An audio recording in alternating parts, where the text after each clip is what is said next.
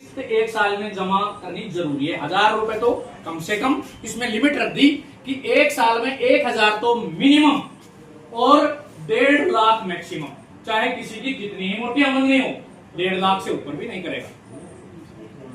ठीक है जी, उसकी लिमिट बना दी कि भाई 1000 कम से कम और 1.5 लाख ज्यादा से ज्यादा जमा कर सकता है। इसमें टैक्स में भी छूट है और पूर्णतः जो है ये सरकार की कस्टडी में काम है, कोई किसी प्रकार का कोई जोखिम नहीं। देखिए, पोस्ट ऑफिस एक ऐसी संस्था है जिसपे आंख बंद करके आप भरोसा कर सकते हो।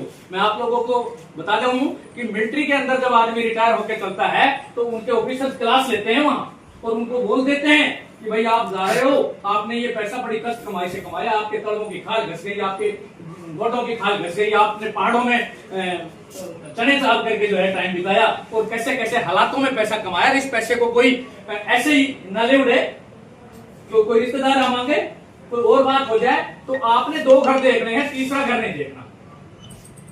तो बोला 2 घर कौन से देखने हैं?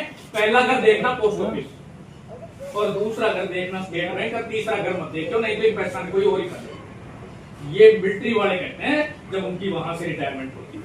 तो मेरा भाव ये है कि सुकन्या में अगर 1000 रुपए कराते हैं महीने का तो 15 साल ये खाता जमा होगा जी। 6 साल इसमें चुपचाप बैठना है, 21 साल ये खाता चलेगा। देखो, ये क्लियर हो जानी चाहिए बात, ये खाता 21 साल चलता है। अब जो बच्ची 1 साल की है उसका भी खाता खुलेगा, जो 10 साल की है, 1 साल से 10 साल तक की बच्ची का ही खाता खुलता है।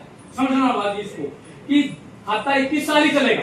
अब जो बच्ची 10 साल की का खुला वो 31 साल की हो जाएगी जब मिलेगा पैसा पूरा को, है जी। और जो बच्ची 0 साल की है वो 21 साल की हो जाएगी तब पैसा मिलेगा पूरा। लेकिन उसमें भी थोड़ी सी छूट दे दी है कि भाई जो बच्ची 10 साल की का खाता खुलता है, 10 साल से एक भी ऊपर हो गई तो खाता नहीं खुलेगा।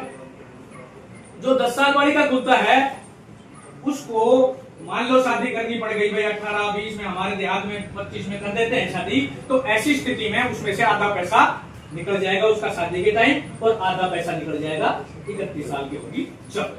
अब जो आदमी 1000 करता है तो 15 साल में 1,80,000 रुपए उसके अपने जुड़ गए। कितने जुड़ गए?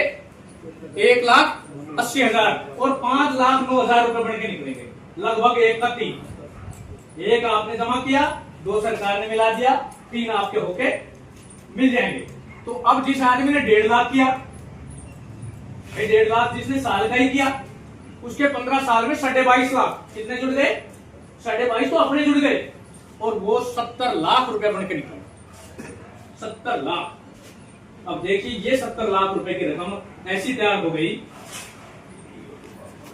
ये ऐसी तैयार हो गई कि उस रकम से उस बच्ची को कैसी बढ़िया एजुकेशन दिलाओ, उसको डॉक्टर बनाओ, इंजीनियर बनाओ, अफसर बनाओ, कुछ भी बनाओ। 70 लाख रुपए की नमस्ते सर। होती है जी, उसकी बढ़िया सर थोड़ा कैंप में बातें कर रहे थे। 70 लाख रुपया में सब कुछ काम हो जाएगा। कैंप लगा रखा था सर ने, तो वहाँ कुछ बता रहे थे। पैसा जुड़ जाएगा और वह पैसा कैसा टाइम पे काम आऊंगा वो आपको बताता हूँ।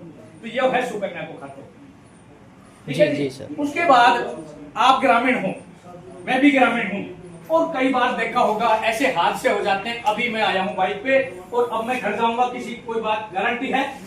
किसी के पास कोई गारंटी है? नहीं है जी। अभी कहा हो रहा था आप ही ठाक के ले जाओ, कुछ नहीं पतवार में बोल तो खड़े जाए। तो ऐसी स्थिति के लिए मैं आप लोगों को बताता हूँ, हमारे पास एक डाक विभाग में आरपीएलआई और पीएलआई 2 पॉलिसी है जी। आरपीएलआई और PLI, rural postal life insurance, ग्रामीण डाक जीवन बीमा जिसको बोलते हैं, इसको कोई भी ग्रामीण करा सकता है। वो 1 लाख से 10 लाख रुपए तक का ये बीमा करा सकते हैं, गांव वाले भी। और अगर कोई आदमी ग्रेजुएट है, पढ़ा लिखा है, जिसके पास कोई डिप्लोमा है, कोई सर्विस करता है, पहले तो सिर्फ डिपार्टमेंट का ही आदमी करा सकता था, उसके बाद पुलिस वालों का भी फ्री कराया, उसके बाद मास्टरों का कराया, उसके बाद फौजियों का कराया और अब तो इवन देन यहाँ तक कर दिया। मैं आप लोगों की जानकारी के लिए दे रहा हूँ कि कोई आदमी ग्रेजुएट हो, नौकरी भी भले ही मत हो, वो भी पीएलआई करा सकता है। इस आरपीएलआई और पीएलआई में क्या फर्क है? आरपीएलआई कोई भी ग्रामीण करा सकता है, वो 10 लाख रुपए तक की होती है, और पीएलआई पोस्टल लाइफ इंश्योरेंस ये 50 लाख रुपए तक की। अब कोई भी आप जैसे मान लो कितने रिस्की काम कर रहे हो, दिन की रात की